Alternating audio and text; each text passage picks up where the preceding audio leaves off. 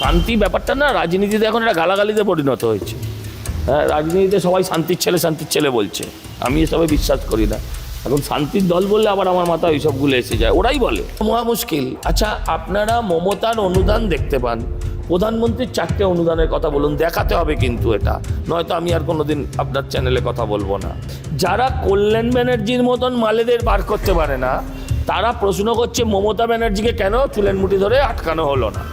500 কোটি টাকা নাকি আইপ্যাকের বাজেট ছিল গত 21 সালের নির্বাচনে, কোথা থেকে এনেছিল?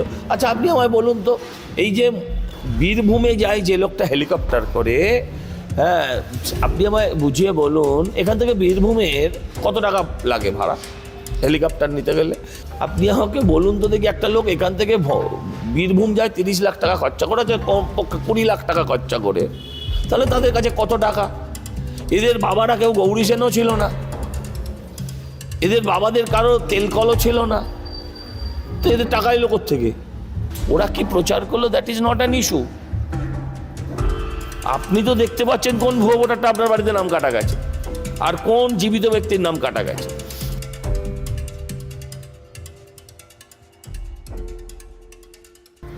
সামনেই বিধানসভা নির্বাচন, আর তার ঠিক আগেই কলকাতা পুরসভার 50 নম্বর ওয়ার্ডের কাউন্সিলর সজল ঘোষ দাদা রয়েছেন আমাদের সঙ্গে। নমস্কার দাদা।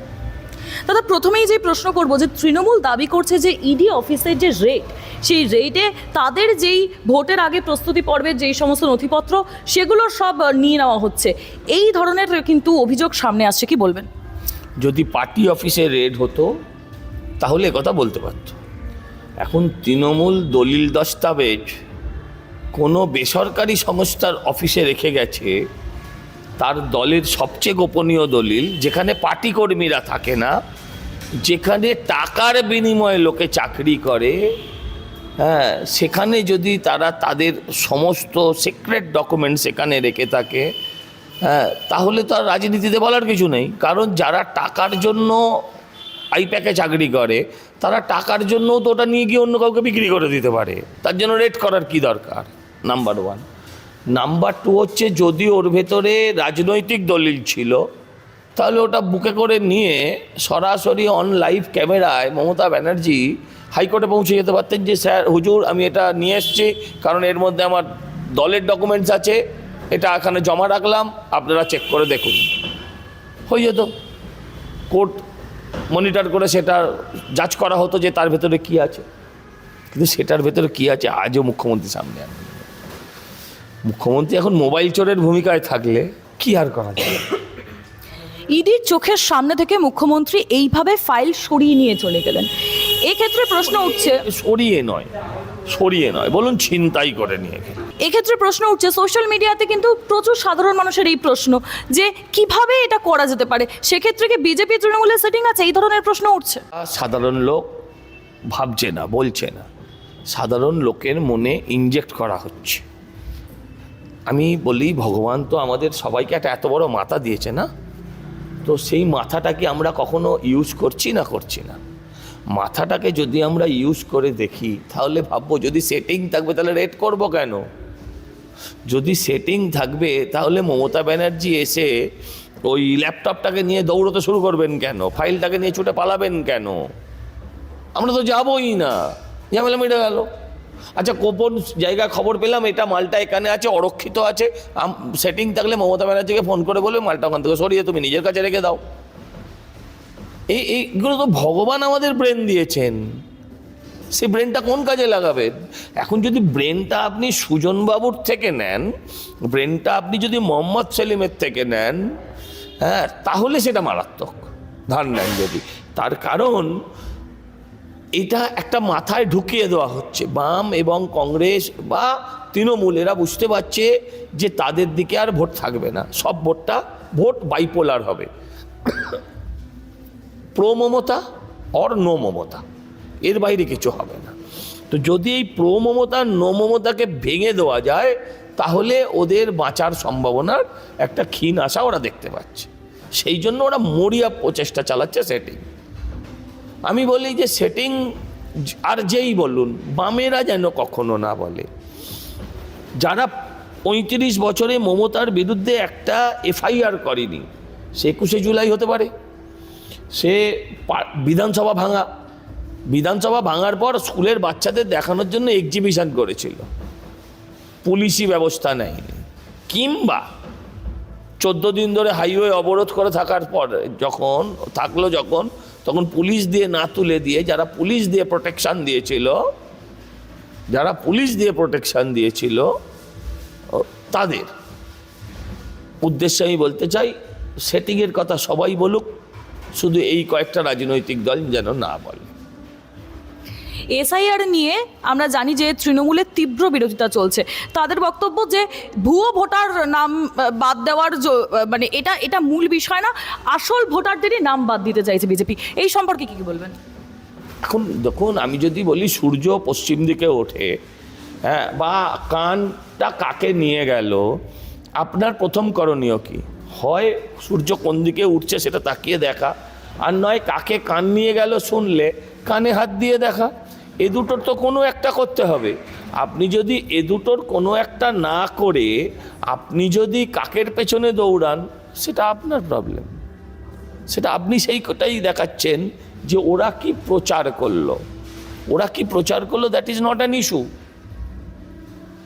আপনি তো দেখতে পাচ্ছেন কোন ভুয়ো ভোটারটা আপনার বাড়িতে নাম কাটা গেছে আর কোন জীবিত ব্যক্তির নাম কাটা গেছে।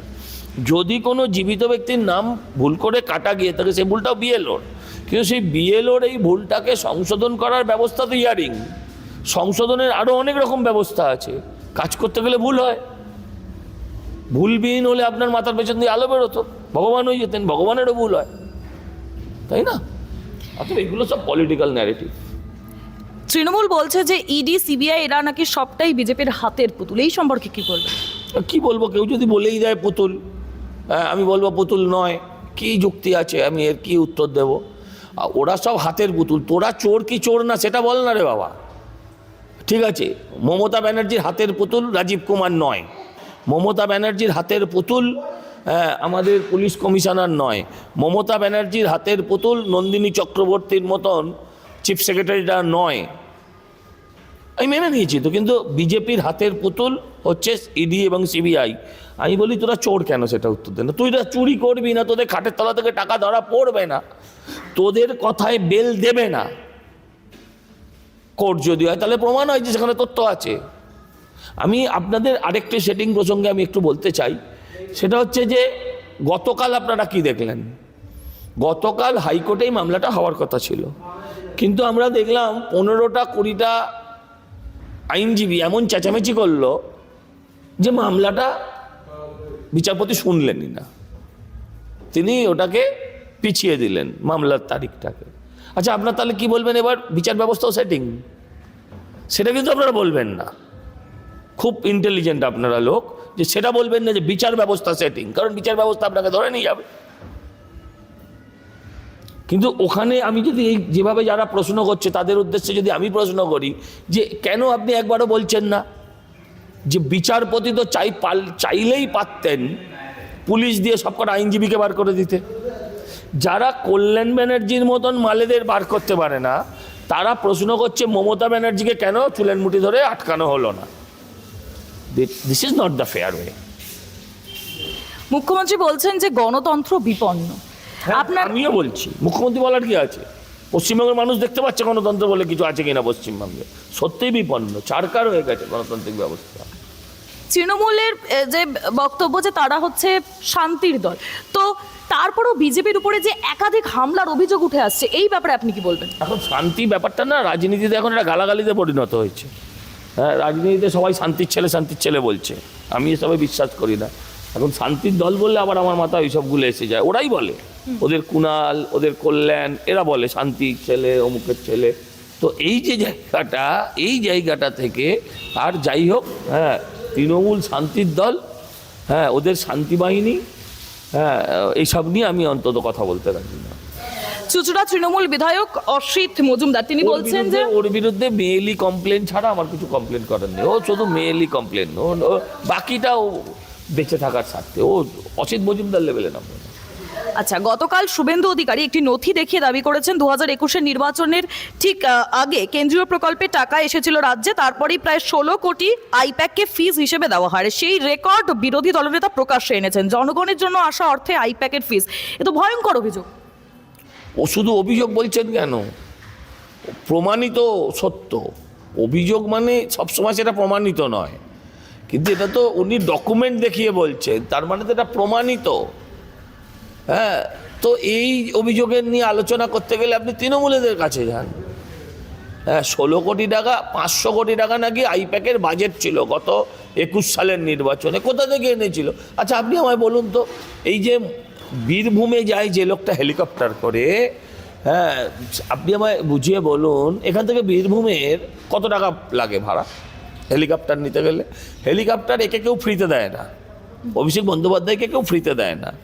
আপনি আমাকে বলুন, এই একটা হেলিকপ্টার যদি এখান থেকে বীরভূম যেতে হেলিকপ্টার ব্যবহার করে, হেলিকপ্টারের ভাড়া কত?